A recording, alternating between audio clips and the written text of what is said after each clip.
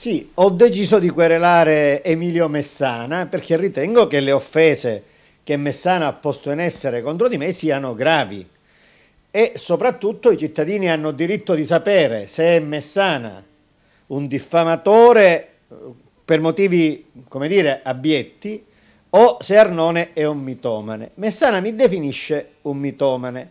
Mi definisce un mitomane perché a suo dire mi sarei inventato affermazioni contro di me gravi, minacciose, denigratorie proferite in un colloquio telefonico intercettato dall'autorità giudiziaria, dal consigliere comunale Picarella e dall'ingegnere Di Francesco.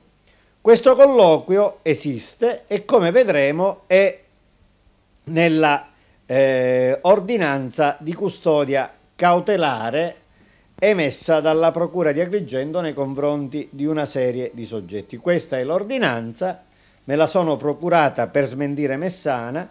Questa è la parte dell'ordinanza dedicata al colloquio dove si parla di me. Parlano Di Francesco, che è l'intercettato ed è ritenuto il vertice di questa associazione per delinquere che operava presso l'ufficio urbanistica del comune di Agrigento, e l'altro soggetto è il consigliere comunale Carmelo Picarella. Questa è la intercettazione. Andiamo alle parti che ci interessano. Qui Picarella legge a Di Francesco e poi la commentano la denuncia che io, Giuseppe Arnone, avevo appena depositato all'autorità giudiziaria, cioè alla Procura di Agrigento.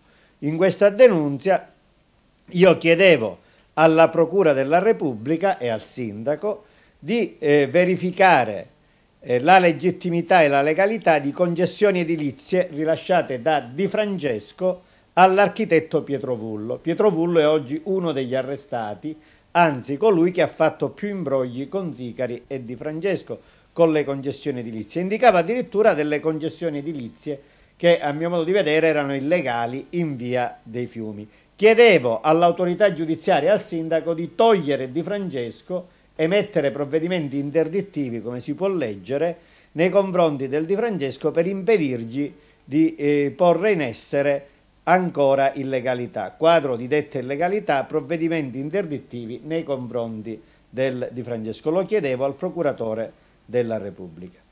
Andiamo adesso ai commenti di Di Francesco e Picarella contro di me. Qui Picarella ricorda di avermi in precedenza minacciato dicendo in mia presenza, in presenza anche di testimoni, che mi voleva fare un bel cappotto di legno.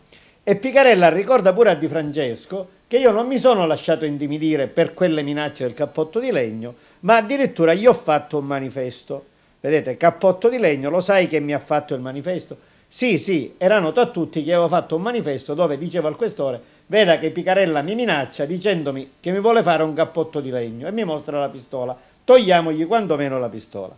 Poi proseguono nel loro colloquio e dicono, sempre con riferimento alla nota che lui ha mandato in procura, lui ovviamente sono io, parlano ancora della mia denuncia che vi ho appena letto, e qui dicono: è un cornuto che non ce n'è, appunto perché ha denunziato Di Francesco e Vullo alla Procura della Repubblica, è un cornuto che si fa, e continuano ancora.